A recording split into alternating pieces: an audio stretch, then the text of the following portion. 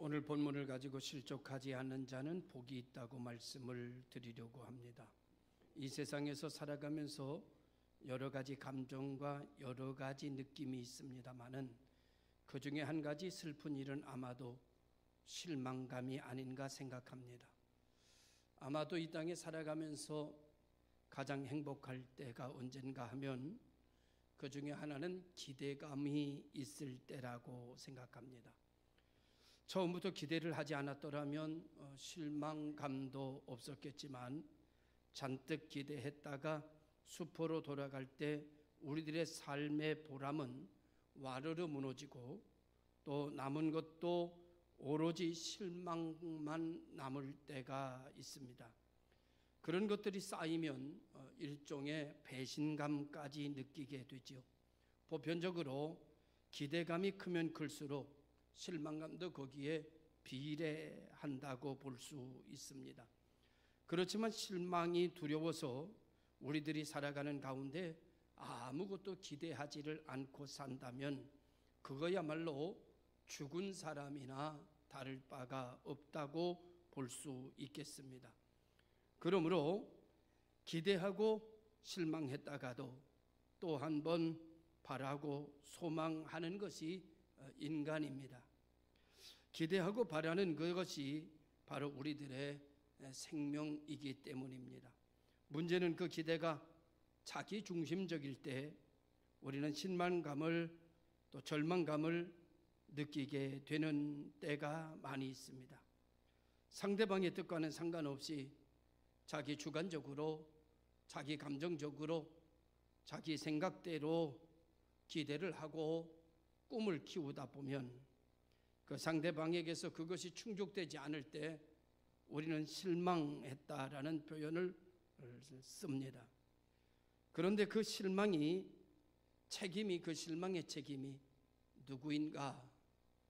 그 사람은 어제도 그 사람이었고 오늘도 그 사람이었습니다.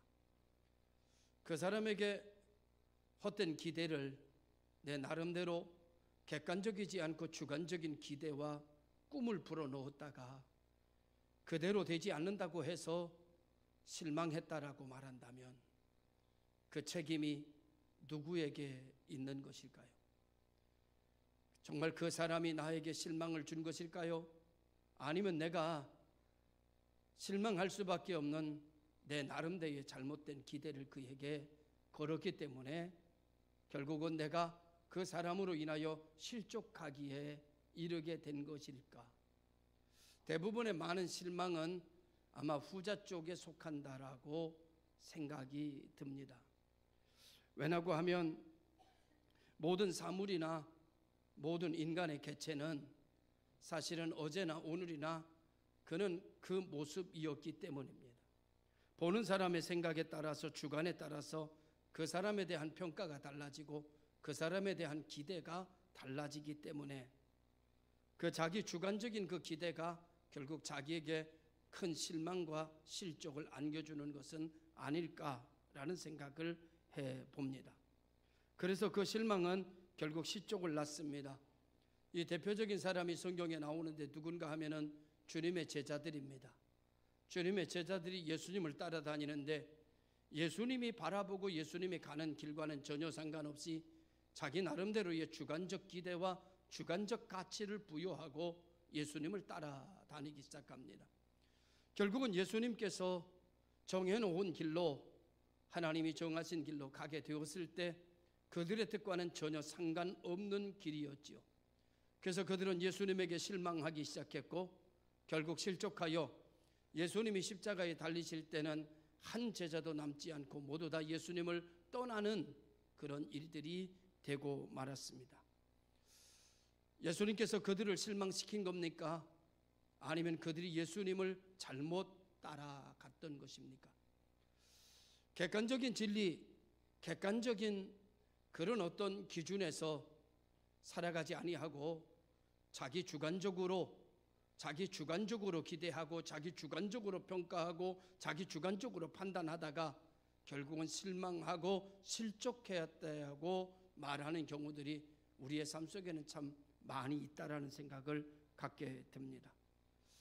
그러나 예수님의 제자들이 성령을 받고 난 이후에 자기 주관적인 것이 아니 하나님의 뜻에 객관적인 것에 사로잡혀서 예수님을 따라가게 됐을 때 그들은 순교를 하면서조차도 예수님을 떠나지 않는, 실족하지 않는 사람들로 변화되었던 모습들을 우리가 생각해 보면, 과연 오늘 우리들의 실망은 누구의 잘못인가?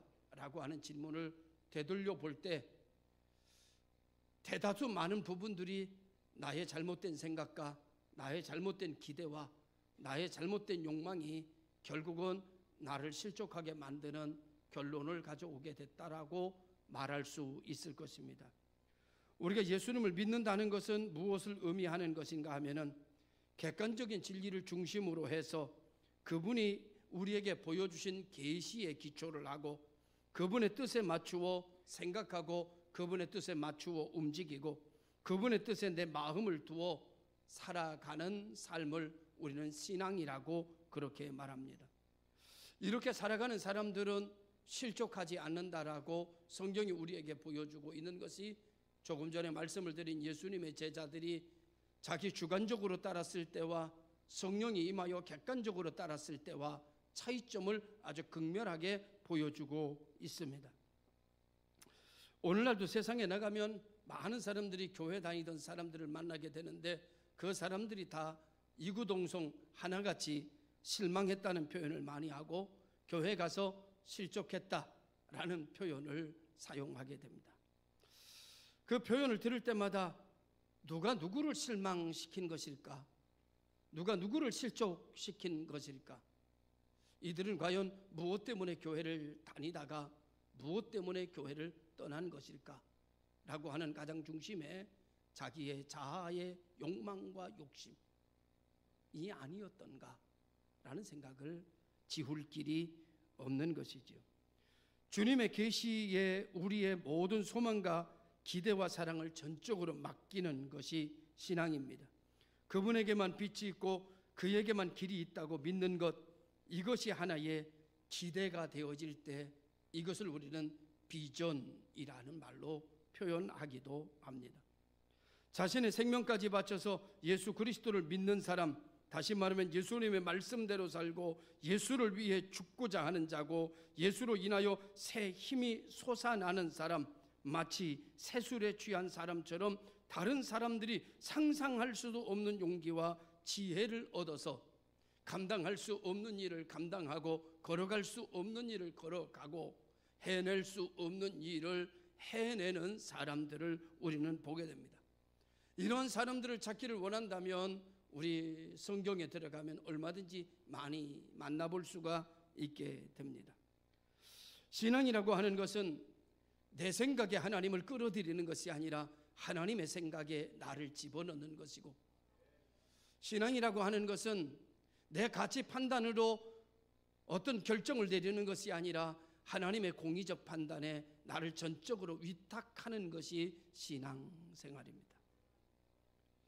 그래서 진정한 그리스도인의 자세를 사도 바울은 뭐라고 말했는가 하면 사는 것이 내가 아니라 사는 것이 그리스도다라고 말했습니다.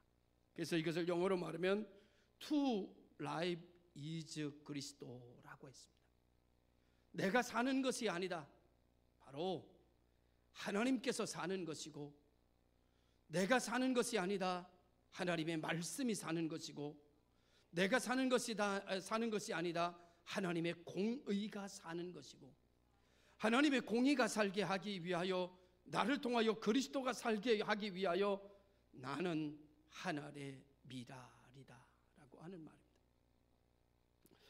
기독교인은 예수님이 곧 생명의 근원이고 더 나아가 생명의 그 자체로 볼 수 있을 때, 그리고 나의 부귀와 영화, 나의 욕구의 충족이 아닌 하나님의 뜻이 이루어지기를 원하며 살아갈 때, 그때의 실족이라는 것은, 실망이라는 것은 우리와 거리가 멀어지는 사명자가 되는 것이겠죠.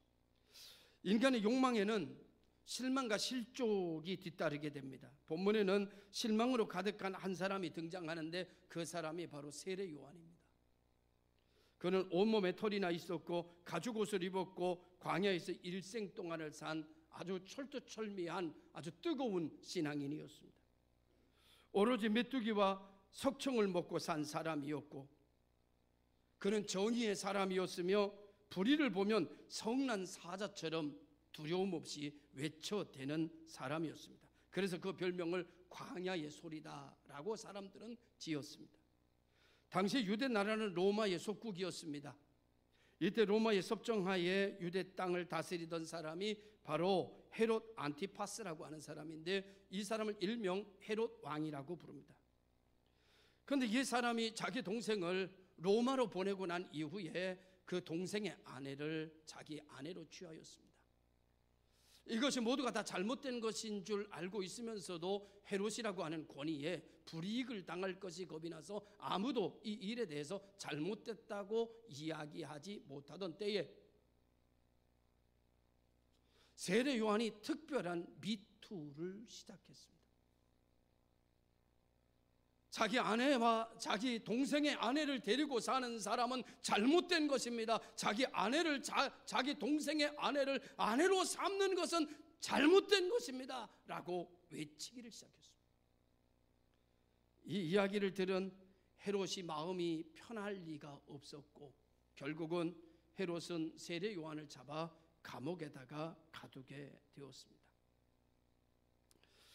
역사적 기록에 의하면 그 당시에 감옥이라고 하는 것은 사방이 돌로 쌓인 아주 좁은 지하실이었다고 합니다. 광야에서 태어난 들소같이 드넓은 광야를 뛰어다니면서 자유롭게 살던 사람이 좁고 습기 찬 돌 감방에, 그것도 더럽고 냄새나는 지하실에 갇혔으니 얼마나 견디기가 힘들었을까 미루어 짐작하고도 남을 만합니다. 아마 성경의 말씀에처럼 하루가 1000년 같았을 것입니다. 감방문이 열리기를 기대했지만 그를 가둔 감방문은 열려지지를 않습니다. 답답했을 것입니다. 그는 차츰 예수님에 대하여 기대했던 것만큼 예수님에 대한 실망이 찾아오기 시작했습니다. 자기는 분명히 얼마 전에 메시아로 오신 이에게 세례를 준 적도 있었고, 세례받은 그의 머리 위에 성령이 비둘기같이 임하는 것도 보았습니다. 그러나 정의를 외치며 의롭게 사는 자기가 이렇게 고생하고 있는데, 성경대로 말하면 예수님을 위하여 모든 영광과 자기의 모든 것을 내어드린 나인데, 이렇게 감옥에 갇혀있는 나에게 한 번도 신방을 오시지 않는다는 것을 세례 요한은 이해가 되지 않았을 것입니다. 그리고 몹시 섭섭한 마음이 들기 시작했습니다. 이런 마음에 사로잡히자 세례 요한은 공의로움과 공의와 상관없이 그는 점점점 사사로움과 사심에 사로잡히기를 시작했고, 섭섭함이 그의 마음속에 가득 차기 시작했습니다. 여러분들은 어떠십니까? 여러분들은 오늘 이 자리에 나와서 믿음 생활하는 게 공의로움이십니까? 사사로움이십니까? 공심이십니까? 사심이십니까? 주님이 뜻이 이루어지기 원하여 여기 계십니까? 아니면 여러분의 사사로운 욕망이 채워지기를 원하는 것이 중심이십니까? 만약에 이러한 사사로움이 공의로움으로 옮겨가지 못한다면 여러분들은 언젠가는 예수 그리스도로 말미암아 세례 요한처럼 예수님이 십자가에 달릴 때에 제자들이 예수님을 버리고 실족하여 넘어진 것처럼 여러분들은 분명 천국 가기 전에 넘어질 것입니다. 오늘은 이 자리에 있어도 얼마 지나지 않아 여러분들은 술집에 있을 수도 있고 여러분은 다른 길을 걸어가는 사람들이 될 것입니다. 여러분들이 이 자리에 있을 때 여러분의 사사로움이 공의로움으로 옮겨가야 합니다. 이 과정의 역사가 성령의 임재를 통해 나타난 결과였습니다. 여러분이 이곳에 있는 동안에 사심이 공심으로 바뀌어져야 합니다. 내 욕망과 내 욕심을 채우렸던 마음이 하나님의 뜻을 이루기 위하여라면 내가 하늘의 미랄이 되어도 좋다는 믿음으로 바뀌어져야 합니다. 그래야 천국까지 가는 동안 실족하지 않을 수가 있다는 겁니다. 얼마나 많은 사람들이 오늘 이 시대에 예수님을 따르겠다고 왔다고 말하지만 사실은 예수님을 따르려고 온 것이 아니라 자기가 잘 먹고 잘 살고 자기 욕심 좀 채워보려고 왔다가 자기의 뜻과 다른 것을 알고 뛰쳐나가서 사는 사람이 얼마나 많은지 모릅니다. 주님께서 세례 요한에게 껑충 띄어 말씀드리면 나로 인하여 실족하지 않는 자가 복이 있다, 이렇게 말씀하셨습니다. 견디다 못한 세례 요한은 예수님께 제자를 보냅니다. 그리고 예수님께 묻습니다. 우리가 기다리는 그이가 당신이오니까, 아니면 우리가 다른 사람을 기다리오니까. 세례 요한, 그는 보통 평범한 인물이 아닙니다. 어쩌다 한번 꿈을 꾸거나 어쩌다 한번 환상을 본 것 가지고 믿음을 이야기하는 사람이 아닙니다. 그는 손으로 예수님을 만졌고 예수님의 머리에 세례까지 베풀었고 예수님의 머리에 성령이 비둘기 같이 임하는 것까지 두 눈으로 확인한 사람입니다. 이 사람은 대충 여러분 어느 순간의 감정에 여러분 주님의 뜻을 따라 살았던 사람이 아니었습니다.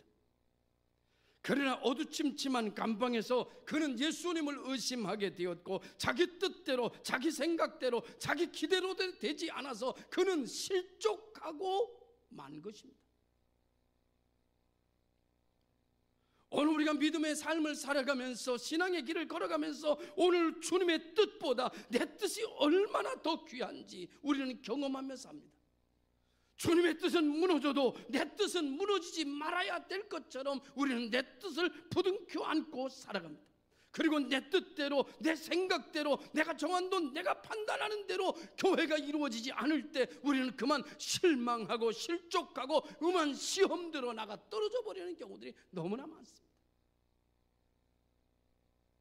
한국교회가 복받아라 복받아라, 부자되라 부자되라, 건강해라 건강하라 이런 것만 외치다 보니까 자기 뜻대로 채워지지 않았을 때 사람들은 넘어지고 말게 되었습니다. 이제 한국교회는 진정한 복음이 뭘까 하는 것을 고민하게 되고 하나님의 뜻대로 사는 것이 무엇일까라는 생각을 고민하기에 이르렀습니다.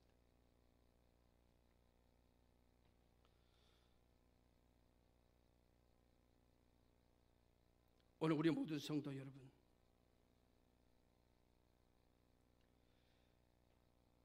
아마 세례 요한은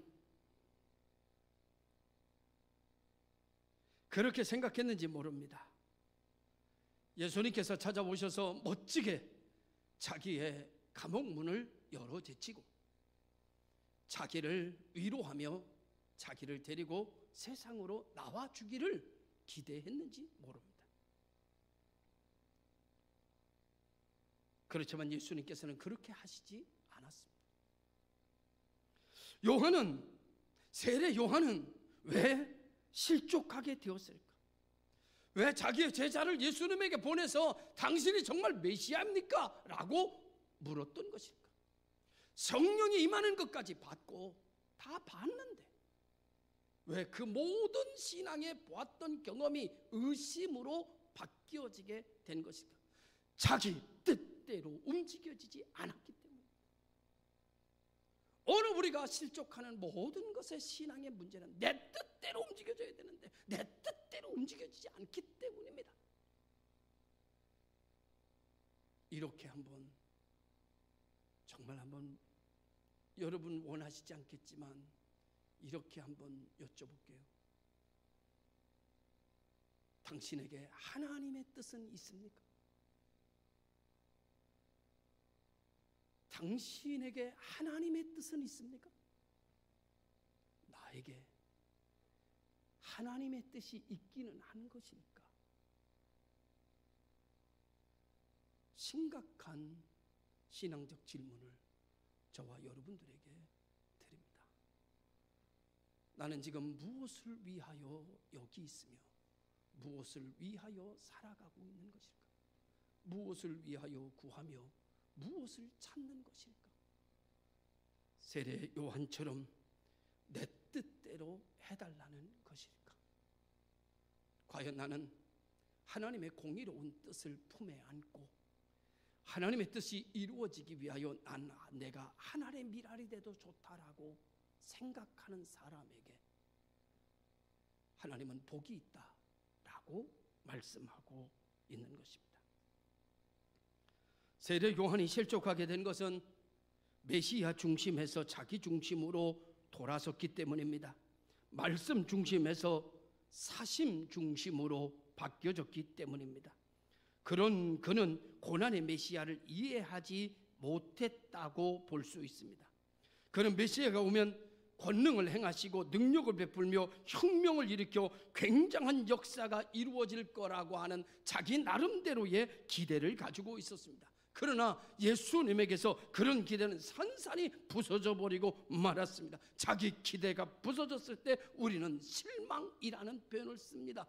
누가 그 실망을 만든 것입니까? 예수님이 처음부터 변한 겁니까? 예수님이 달라진 겁니까? 예수님이 처음으로 그 모습으로 안 오셨는데 나중에 환경 때문에 헷가닥 바뀌어버리신 겁니까? 예수님은 어제나 오늘이나 내일이나 동일하신 분입니다. 오늘의 세례 요한이 실망은 누구 때문입니까 도대체? 내가 가지고 있는 이 실망은 누구 때문입니까? 조상 탓입니까?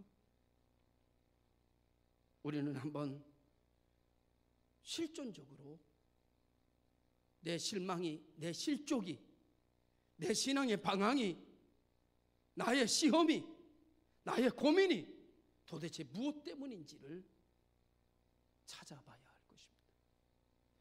키에로케고르라고 하는 현대 실존주의 철학자는 이렇게 말했습니다. 요즘에 기독교인들은 너무나 체면이 없다. 왜냐하면 십자가에 돌아가신 예수를 믿는다고 하면서 자기 자신만 잘 살려고 한다. 오늘 본문에 나오는 세례 요한 역시 불만이 많았습니다. 당신이 메시아인데 좀 화끈하게 내가 갇혀있는 이 옥문 좀 부수고 나를 살려주십시오. 그러나 예수님의 대답은 그가 문둥병자를 고쳐주고 앉은 뱅이가 일어서고 기머리가 들으며 소경이 볼 수 있고 죽은 자가 살아난다라고 하라. 복음이 전파되고 있다고 가서 말하라. 예수님은 분명 굉장한 능력의 사람이었습니다. 그러나 그의 권능은 가난한 자를 위한 것이었고 소외된 자들을 향한 것이었습니다. 더 정확하게 말하면 예수님은 사사로움으로 하나님의 능력을 한 번도 쓰신 적이 없습니다. 예수님은 사사로움이 아니라 하나님의 뜻이 이루어지게 하기 위한 데만 하나님의 능력을 사용하셨습니다. 그런데 우리는 내 사사로움에 하나님의 능력이 쓰여지기를 강력하게 호소하고 있는 것이죠. 예수를 믿는다고 하는 것은 하나님의 뜻을 따르는 겁니다. 지난주에 말씀을 드리기를 신앙생활은 최선을 다하는 거 필요 없습니다. 열심히 하겠습니다. 필요 없습니다. 하나님이 말씀하시는 대로 하세요. 신앙입니다. 세례 요한은 자기 생각에 빠졌습니다. 그러므로 실족하게 되었습니다. 제자들도 성령 받기 전에 그랬습니다. 그러나 성령 받고 난 다음부터 그들은 자기 생각이 아닌 하나님의 생각에 빠져들었습니다. 예수님이 십자가에 끌려가는 것만 해도 도망치던 제자들이 자기가 거꾸로 십자가에 죽으면서조차도 기름을 붓고 불로 태워 죽이는데도 그들은 찬송을 부르기 시작했습니다. 그들은 십자가에서 죽으면서도 실족하지 않았습니다. 그들은 기름을 붓고 불에 타 죽으면서도 그들은 실족하지 않았습니다.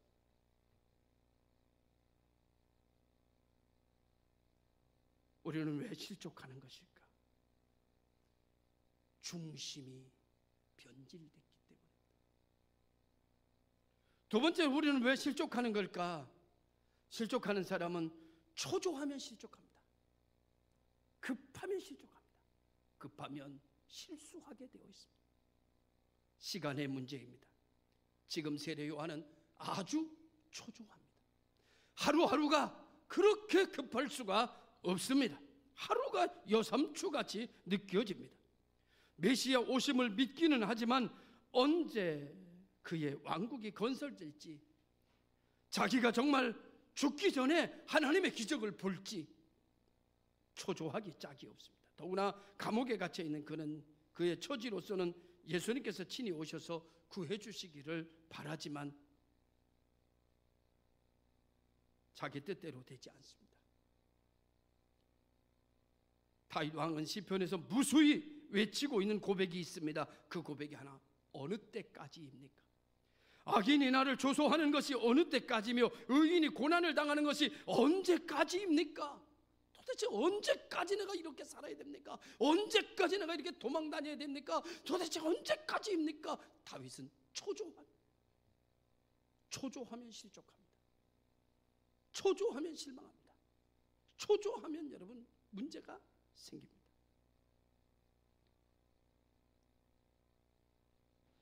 하나님은 하나님대로 하시는 큰 역사가 있습니다. 이것을 인간이 제한된 자기 시간으로 비판할 때 절망하고 시험에 빠질 수 없다고 성경은 이야기하는 것입니다. 셋째로 여러분 언제 실족하는가 하면 사명을 잃어버리면 실족합니다. 가장 중요한 문제일 수 있습니다. 세례 요한은 썩어져야 하는 하나님의 미랄이었다는 것입니다. 감옥에서 고생하는 세례 요한은 감옥 문이 열려지기를 바라고 있습니다.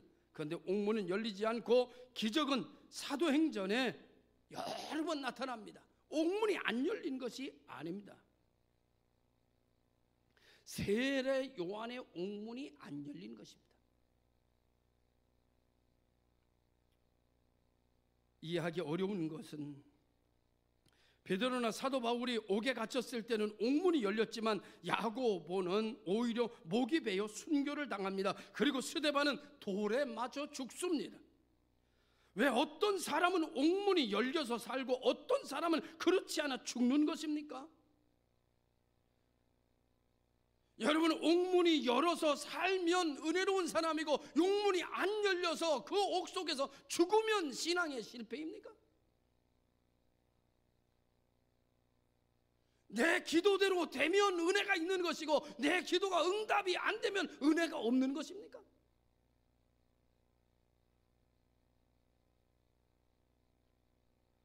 옥에서 순교한 사람은 잘못된 사람이고 옥문이 열려서 나온 사람은 은혜로운 사람이십니까? 우리들의 신앙은 다시 한번 되짚어 봐야 될 것 같습니다.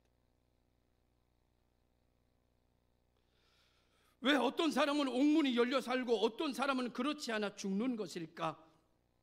사도 바울은 여러 번 기적이 일어났지만 마지막 로마의 감옥에서는 기적이 일어나지 않고 로마의 감옥에서 죽임을 당했을까? 왜 어떤 때는 응답이 일어나고 어떤 때는 응답이 일어나지 않는 것일까? 어떤 때는 생각만 해도 은혜가 임하는데 어떤 때는 부르짖어도 왜 안 되는 것일까? 도대체 그 이유의 기준은 뭘까?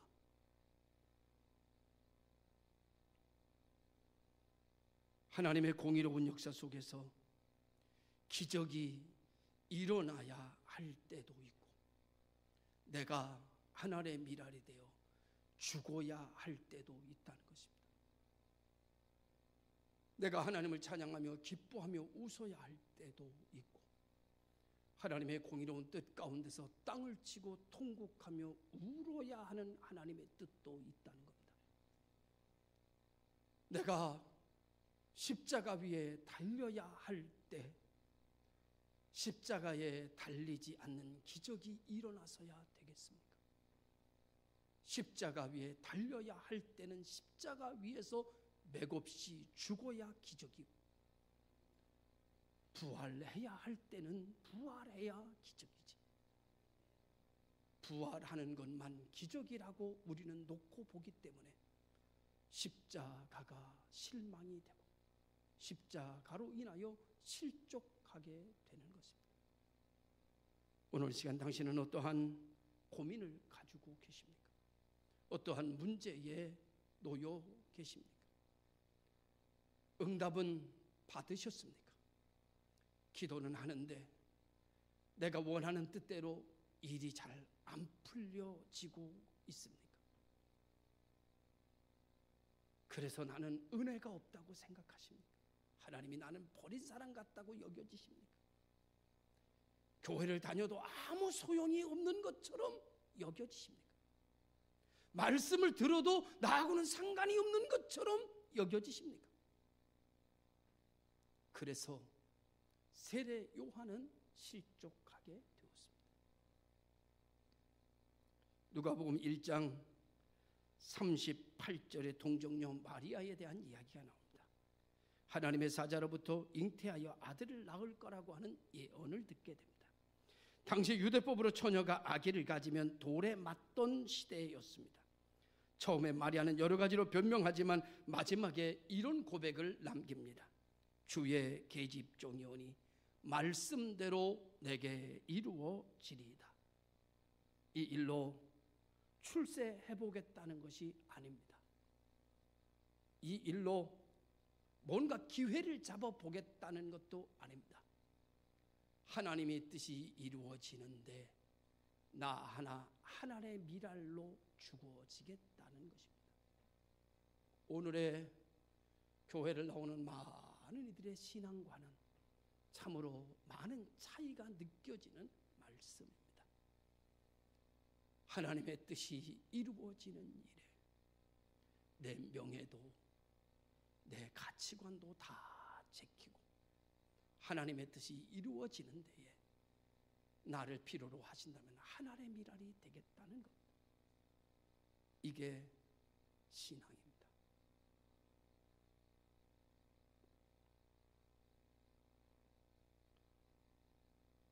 지금 이 시간 주님께서는 세례 요한에게 말씀하고 계십니다. 너의 사명은 거기서 죽어지는 것이다. 이해가 되십니까?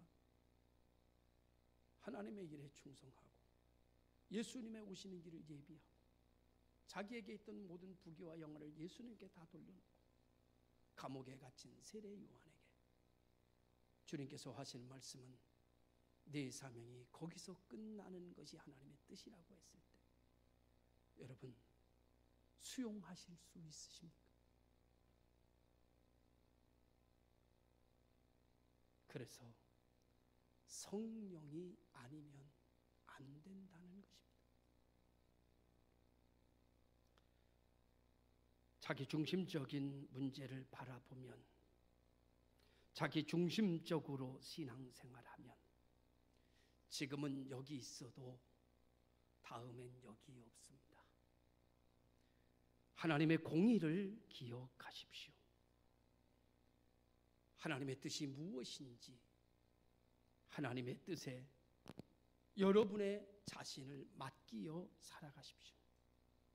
여러분, 기적은 온 우주에 가득 차 있습니다. 그리고 그 위에 넘쳐 흐르는 하나님의 지혜와 섭리가 있습니다.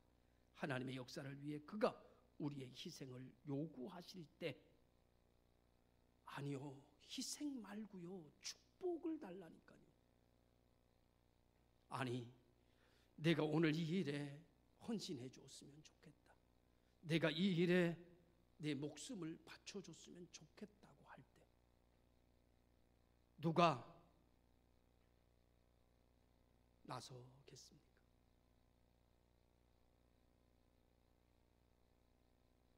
부활의 신앙을 가진 사람만 가능하지 않겠습니까? 성경은 오늘 마지막으로 이렇게 말합니다. 너희가 왜 광야에 나갔더냐? 무엇을 바라고 나갔더냐? 무엇을 보려고 나갔더냐? 너희가 왜 교회에 나왔더냐? 무엇을 보려고 나왔더냐? 무엇을 바라고 나왔더냐? 라고 하는 말씀으로 대신하고 있습니다. 우리는 고난의 메시아를 알고 하나님의 시간에 나를 맞추고 하나님의 공의로움에 나를 맞추어 하나님의 뜻이 이루어지는 일에 하나님의 미랄이 되어 살아가야 할 것입니다. 주님께서 우리에게 말씀하시기를 누구든지 나를 인하여 실족하지 않는 자는 복이 있다라고 하셨습니다. 기도하겠습니다. 참 좋으신 아버지 하나님, 오늘 주의 말씀을 선포하면서 나는 누구인가? 나는 어디로 가고 있는가? 나는 무엇 때문에 예수를 믿는가? 과연 내 안에 하나님의 뜻은 있는가? 여러 가지 질문을 선포하며 나의 자아를 들여다봅니다. 이 시간은 그렇게 충만했던, 그렇게 열정적이던, 그렇게 담대했던 세례 요한이 실족하고 있습니다. 주님께서는 그런 세례 요한을 바라보면서 여자가 난 자 중에 이보다 큰 자가 없겠지만 천국은 믿음으로 가는 것인데 이는 지금 하나님의 뜻에 의심하고 있다. 천국에서 이보다 작은 자는 없다고 하셨습니다. 전능하신 아버지 하나님, 우리가 진정한 그리스도의 사람이 되게 하여 주옵소서. 성령 받기 전에도 12 제자는 제자였고 성령 받은 후에도 그들은 제자였지만 성령 받기 전에 제자는 자기 욕망을 따라가는 제자였고 자기의 뜻을 이루는 일에 예수님이 도구였고 성령 받은 후에 제자들은 하나님의 뜻을 이루는 일에 자기를 도구로 삼았습니다. 이 시간 이 자리에 나온 우리 성도들 모두가 예수 그리스도로 말미암아 하나님의 일로 말미암아 실족하는 자가 되지 않게 하여 주옵소서. 예수님의 이름으로 기도드리옵나이다. 아멘.